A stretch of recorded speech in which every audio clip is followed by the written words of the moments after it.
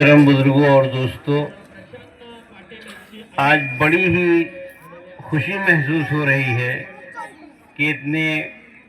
پر رونق ماحول میں آپ حضرات دین کے لیے جمع ہوئے،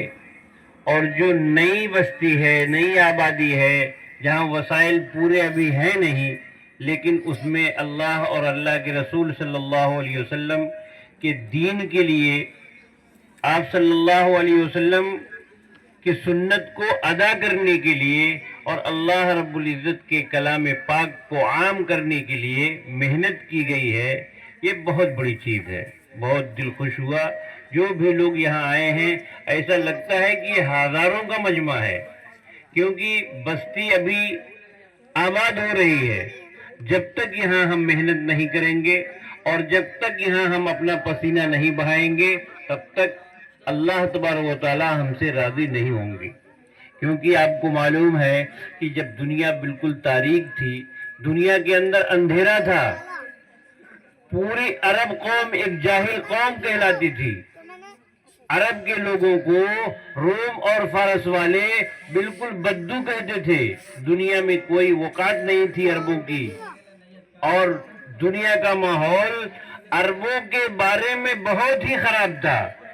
اس وقت اللہ تبارک و تعالیٰ نے ایک ماحول کو بدلنے کے لیے، علم سکھانے کے لیے ہمارے آقا جناب محمد الرسول اللہ صلی اللہ علیہ وسلم کو عرب کے اندر پیدا فرمایا، اور آپ صلی اللہ علیہ وسلم نے ایسی محنت کی اور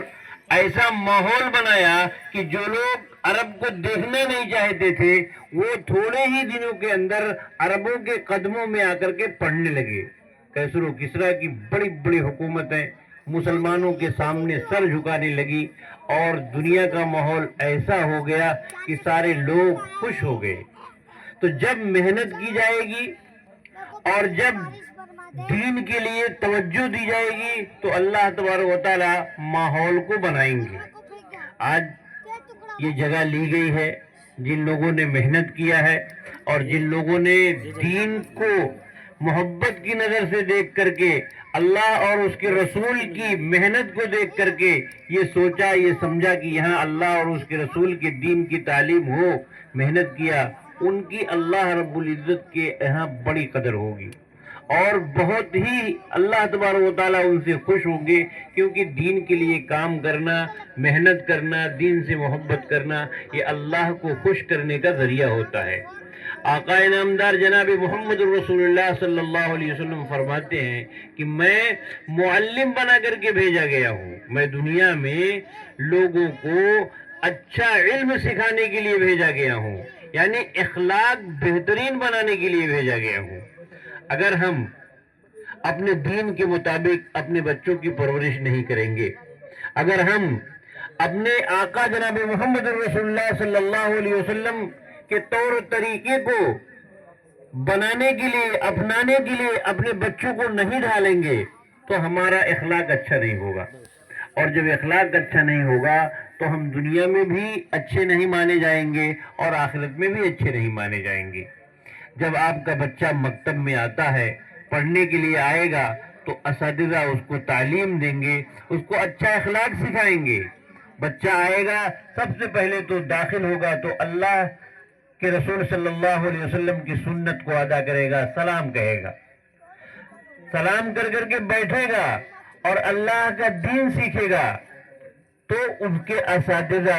ان کو جو اسلام کی باریکیاں ہیں، اسلام نے جو اخلاق سکھایا ہے، وہ اخلاق ان کے دل کے اندر ڈالیں گے۔ جب بچہ بڑا ہوگا اور مکتب پڑھ لے گا، اب وہ کہیں بھی جائے، کسی کالج میں جائے، کسی یونیورسٹی میں جائے، یا کسی اور جگہ پہ جائے تعلیم حاصل کرنے کے لیے، اس کا دل مطمئن رہے گا کہ میں نے تو بنیادی تعلیم اپنی اسلام کی پڑھی ہے، اب وہ گمراہ جلدی ہو ہی نہیں سکتا۔ تو یہ دین جو مکتب ہے نا، مکتب کا علم جو ہوتا ہے، یہ بڑے بڑے مدرسوں کے علم سے اچھا ہوتا ہے۔ جب ہمارا مکتب پختہ رہے گا، جب ہماری بنیادی تعلیم پختہ رہے گی، اگر ہم نے اپنے دین کے اصول کو سمجھ لیا، ہمارا بچہ 10-12 سال کے اندر نماز، روزہ، حج، ज़कात सारी चीजें मालूम कर लिया, उसको मालूमात हो गई, अब अगर वो कहीं जाता है तो जल्दी वो गुमराह नहीं हो सकता है। लेकिन अगर ये बच्चे यही कुछ नहीं उनको मालूम रहेगा, कुछ नहीं सीखे रहेंगे, अलिब्बा नहीं जानेंगे और जा करके कॉलेज में पढ़ेंगे, तो कोई भी आदमी उनको डिश करेगा और कहेगा भाई तेरा दीन क्या है, इस्लाम क्या सिखलाता है, इस्लाम में क्या चीज़ है, वो क्या बताएगा। अगर कोई पूछ लिया नमाज में कितने फराइज हैं, जब वो मकतब पढ़ा ही नहीं तो क्या बताएगा, उससे वो गुमराह हो सकता है।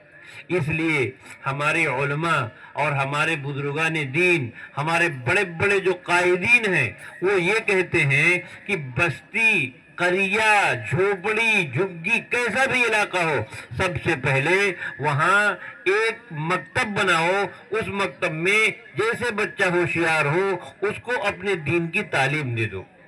जब अपने दीन की तालीम उसको मिल जाएगी तो गुमराहियत उसके ऊपर नहीं आएगी। तो ये अभी छोटी बस्ती है, ये जो जिन लोगों ने मेहनत किया है माशाअल्लाह, मदरसे के लिए, स्कूल मकतब के लिए जगह दी है, मस्जिद के लिए जगह दी है,